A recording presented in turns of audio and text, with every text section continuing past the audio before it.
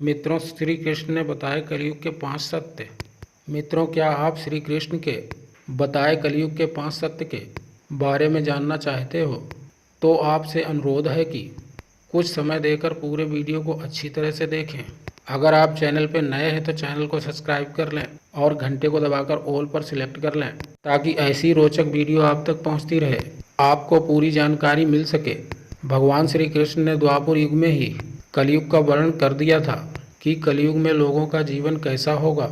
मित्रों, इस कहानी में हम कलयुग की वह 5 बातें प्रस्तुत करेंगे जो भगवान श्री कृष्ण ने पांडवों को बताई थीं, और उन बातों से सीख लेकर हम अपने जीवन में भी कुछ आवश्यक बदलाव ला सकते हैं।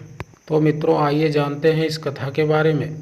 भगवान श्री कृष्ण ने पांडवों को बताए थे कलयुग के 5 कड़वे सत्य। जुए में छल से सब कुछ हारने के बाद जब पांडव वन में जा रहे थे, तभी सहदेव ने भगवान श्री कृष्ण से पूछा कि हमने तो कोई ऐसा बड़ा पाप नहीं किया, फिर भी हमें इतना बड़ा दंड क्यों? तब श्री कृष्ण ने कहा, प्रिय सहदेव, द्वापर युग अपने चरम पर है। ये सब जो हो रहा है वह आने वाले कलयुग का प्रभाव है।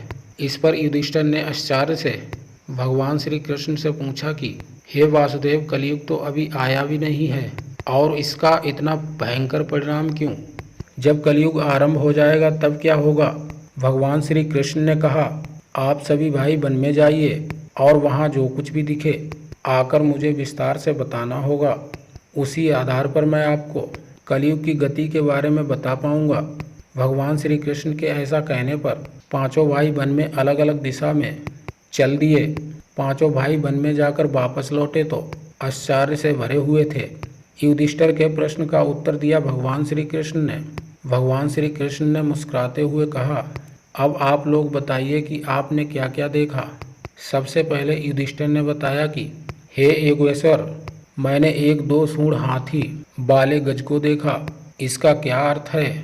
तब भगवान श्री कृष्ण ने कहा, इसका अर्थ यह है कि कलयुग में ऐसे लोगों का राज्य होगा जो दोनों ओर से शोषण करेंगे, बोलेंगे कुछ और करेंगे कुछ और, मन में कुछ और कर्म में कुछ और। ऐसे ही लोगों का राज्य होगा। इसके बाद महाबली भीम ने कहा, हे वासुदेव, मैंने एक गाय को देखा जो अपने बच्चे को इतना चाट रही थी कि वह बच्चा लहूलुहान हो गया।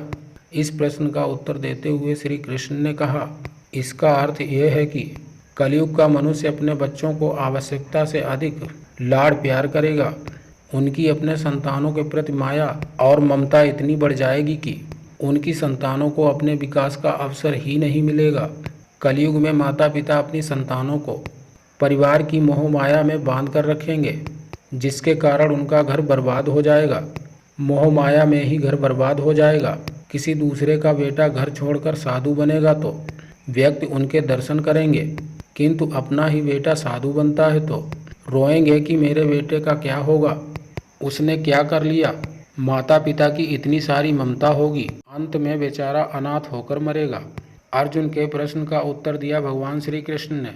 अर्जुन ने कहा, हे युगेश्वर, मैंने जो देखा वह तो इससे भी कहीं अधिक आश्चर्यजनक था। मैंने देखा कि एक पक्षी के पंखों पर वेद की रचनाएं लिखी हुई थी और वह पक्षी एक मुर्दे का मांस खा रहा था। इसका क्या अर्थ है? इस पर भगवान श्री कृष्ण ने मुस्कुराते हुए कहा कि कलयुग में ऐसे लोग होंगे जो बड़े ज्ञानी और ध्यानी कहलाएंगे। वे ज्ञान की चर्चा तो करेंगे लेकिन उनके आचरण राक्षसी होंगे। बड़े पंडित एवं विद्वान कहलाएंगे, किंतु वे यही देखते रहेंगे कि कौन सा मनुष्य मर जाए और हमारे नाम से संपत्ति कर जाए। चाहे कितने भी बड़े लोग होंगे, किंतु उनकी दृष्टि दूसरे के धन और पद के ऊपर और मांस के ऊपर ही रहेगी। सत्य पुरुष तो बहुत ही कम दिखेंगे। नकुल के प्रश्न का उत्तर दिया भगवान श्री कृष्ण ने। नकुल ने कहा, भैया, मैंने देखा कि एक बहुत बड़ी चट्टान से गिरी उसे बड़े से बड़े वृक्ष भी उसे नहीं रोक पाए, किंतु एक अत्यंत छोटे से पौधे का स्पर्श होते ही वह चट्टान वहीं पर स्थित हो गई। इसका अर्थ बताते हुए भगवान श्री कृष्ण ने कहा, कलयुग में मनुष्य की बुद्धि क्षीण हो जाएगी और उसका जीवन पतन हो जाएगा, और उस पतन को धन और बड़े बड़े सत्ता रूपी वृक्ष रोकने में असक्षम होंगे, किंतु हरि नाम के एक छोटे से पौधे से मनुष्य जीवन का पतन होना रुक जाएगा। अतः कलयुग में हरि नाम ही मोक्ष और मुक्ति का एकमात्र मार्ग होगा। सहदेव के प्रश्न का उत्तर दिया भगवान श्री कृष्ण ने। सबसे अंत में सहदेव ने कहा, हे मधुसूदन, मैंने देखा कि 6-7 कुएं थे और आसपास के कुएं में पानी है, किंतु बीच का कुआं खाली है। बीच का कुआं गहरा है, फिर भी पानी नहीं है। ऐसा कैसे हो सकता है और उसका क्या अर्थ है?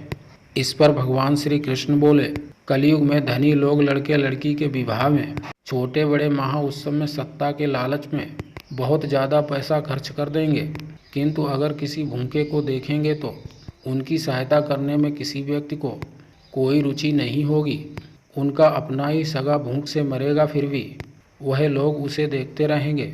दूसरी ओर मौज मस्ती, मदिरा पान मांस खाना, सुंदरता यौवन और वैश्यन में पैसे उड़ा देंगे, किंतु किसी के 2 आंसू पोंछने में किसी को कोई रुचि नहीं होगी। कहने का तात्पर्य यह है कि कलयुग में अन्न के भंडार होंगे, लेकिन लोग भूख से मर जाएंगे। कलयुग के 5 सत्य, लेकिन जो लोग ऐसी आदतों से दूर रहेंगे उस पर कलयुग का नहीं बल्कि परमात्मा का प्रभाव होगा।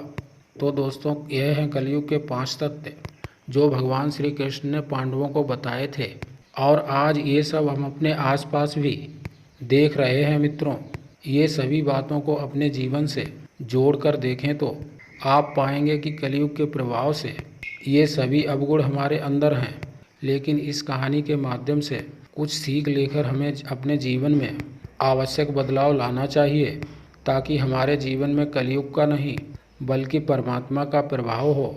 मित्रों, कमेंट के माध्यम से यह बताएं कि श्री कृष्ण के बताए कलयुग के 5 सत्य का यह वीडियो आपको कैसा लगा। अगर आपको यह वीडियो पसंद आई हो तो चैनल को सब्सक्राइब जरूर कर लें और घंटे को दबाकर ऑल पर सिलेक्ट कर लें। आप सभी से निवेदन है कि अगर आपको हमारी वीडियो के माध्यम से सही जानकारी मिली हो तो अपने जीवन के आवश्यक बदलाव जरूर करें। अगर कुछ क्षति दिखे तो हमारे लिए छोड़ दें और हमें कमेंट करके ज़रूर बताएं, ताकि हम आपकी बातों से सहमत हो सकें। आपका एक कमेंट हमें आपके लिए नए वीडियो लाने के लिए प्रेरित करता है। जय श्री कृष्णा।